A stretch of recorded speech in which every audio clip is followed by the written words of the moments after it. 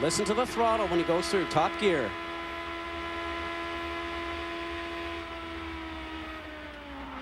And the big bang. You heard him get off the throttle before he actually steered. He's on the pit lane approach. Hey, both Penske cars straight shot in pit ball. Pit speed. Oh, man. Yeah, you could see it. He was. Fortunately, it got the camera, not the center of his helmet. For Tora, it was just a matter of getting. And you become a passenger. See?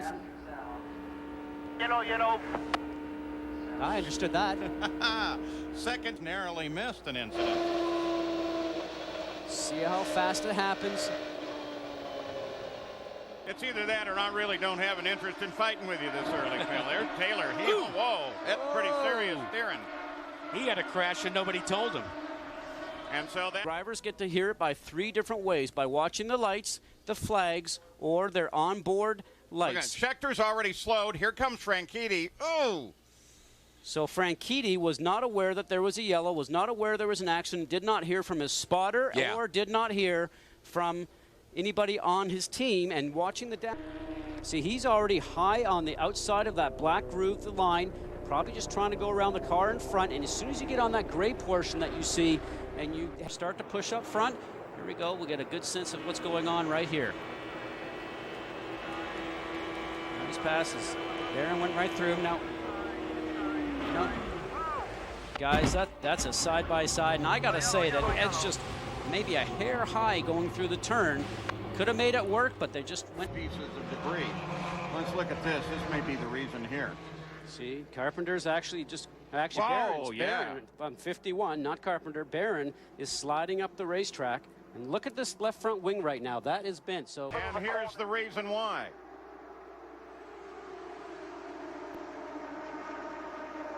Whoa. Okay, N2, join the gang. It's hot.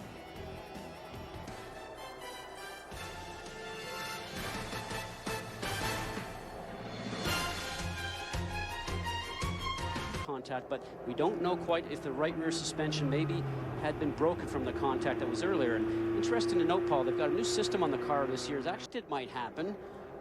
You can watch this go. You see that sun doing the glare, and there's a spark coming. So it makes you wonder if that right rear suspension looks like it has failed on him. On the hook, and here's his onboard. Now watch, he just changed gears down here. Now watch his hands, how quickly they move once the car starts to go loose. And the impact is so fierce, it actually just knocks the camera off the car. You see all the sparks, the increase there, and boy, that was close.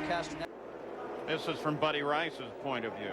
See, and wow, those wheels were just interlocking like that, and you can see why that right front wing got damaged. And look at all the action going. Damaged not only Dixon's suspension, but also Fernandez suspension. Now that's Dixon's in the right lane, guys. Watch the front wing right there, just a little movement. Sometimes that side plate comes off the wing, and the IRL will send. Lap, actually, he was running alongside of Fernandez. Going high on him. See, now, interesting thing, you can see the right. First tested at the Indianapolis Motor Speedway. Watch his and hands. By them. Back end started to come around on him just a little bit. He started to correct for it with his hand motions. Just ran out of room. But it's amazing he kept it off the outside wall. Here we go. You know, both of them going for the same amount of real estate right in the. Johnny Rutherford at the wheel already begins to accelerate. 1 lap to go. Look at this as everybody came around to miss Hornish. From Herta's view. Oh, baby. I was on the brakes and hit someone. Another unfortunate result. I have to thank Pennzoil and Chevrolet. They really needed a good result, and we looked like we had the car to do it, but, you know, we'll come back next race. Real quick, take us back to what happened with you and Hornish. We came in the pits. The yellow came out right at the right time for us. We came in the pits, went back out, and we're pretty happy. Everything was going well. I think we're 4th or 5th, and Buddy, it was right on Buddy's gearbox, and went in behind him into turn 1, and Mark Taylor. You know, we got traction control right now on these cars, so let's listen. Whoa, you heard something. Yeah. Cleaned up. He came back in a lap later because it was still going up. They got that problem rectified, sent him back out, and the radio button came off on the next lap. All things, though, are good now. He says the car is running great.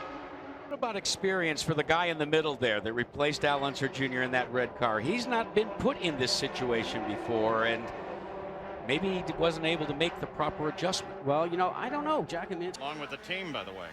Now just running a little bit high through the D-shaped oval right now.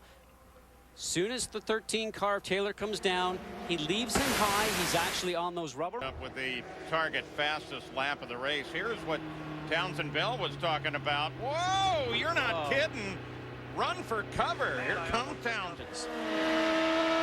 There it is as Rice moves to the inside. Wheldon, there's room there. Then Wheldon comes down. See, he hit him a second time and knocked him straight. How do you spin? Right in the middle of the turn, actually started to accelerate on the way out.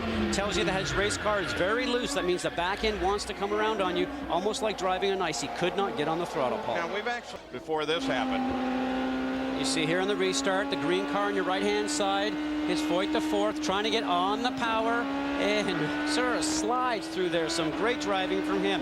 Remember, after a pit stop, He's had everything happen to him. Watch this.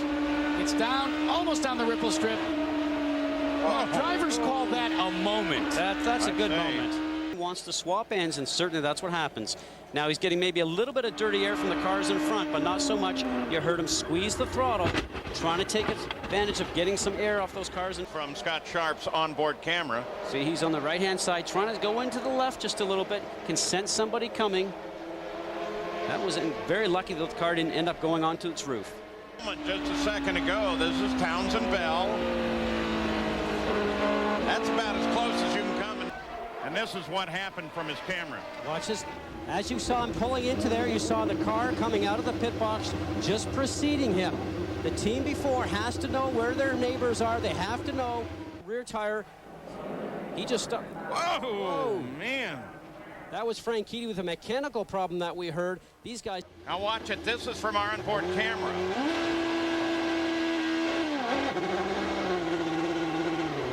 He starts to roll. What broke off looks to be the return, but still there's fuel there. And there's the fire. There's the fire. This is the return right there, and that's actually what broke. Now he's probably feeling the heat, feeling himself on fire. Smartly turns the car off. You can see the heat coming off. He wants to get out. Got 3 layers of protection right now, guys. It's good for about 45 seconds. He's feeling the heat. He's going to roll. As you see, he's actually behind a lot of cars up front. He knows he's getting high. The right front hits first, then the right rear. He actually did a great job on saving that. If you take your foot off the gas too quickly, the back end can swap around on you. That's how you... In front of this great crowd here today. Now watch this. Rice is right there, the Pioneer car, the 15 car on your left-hand side. Now watch, he starts to move over, gets surprised by Scheckter coming up fast on the right-hand side. Goes to avoid him, the back end gets loose. Here you're riding on board with Adrian, and that is Alex Barron on the outside. Now watch. Oh, can you get any closer than that? They actually did touch there, Paul. Exactly. That's as close as you can get. We've got 2 angles. The first from Townsend. See if they got together. Well, yeah. Yeah, you bet they did. Now right there, the Bell, Paul, has had a wild ride thus far, using all the racetrack, even the safety apron, and maybe just a 1/4 of an inch of the grass as he tried to get around Ed. Came around. 4/10 for Mark Taylor, who bounced. Where you end up getting it, and here we're going to look just ahead of it. You can see the car already grazing the wall up there. Thomas Scheckter obviously has to take some avoidance in there, make sure that he misses all the parts on the racetrack that are coming off the car. There's debris going through there. Guys, I've had that before, and I can... Now, as we watch Bell, going to peek inside, going into 3 where everybody likes to pass.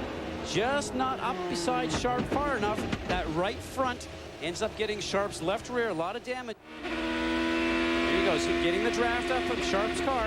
Goes in front, and you can see Sharp's off the gas because he doesn't have great handling possibly. Very slippery turn down there in 3.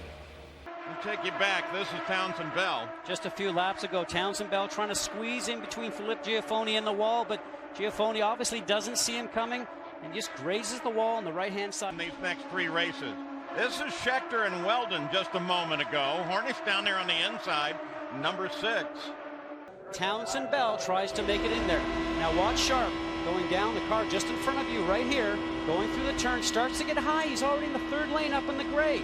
Well, now Townsend Bell gets a run. He thinks, I'll go high. I'll get a few of these guys. And right now, not enough room in between Sharp and also the wall. Townsend Bell.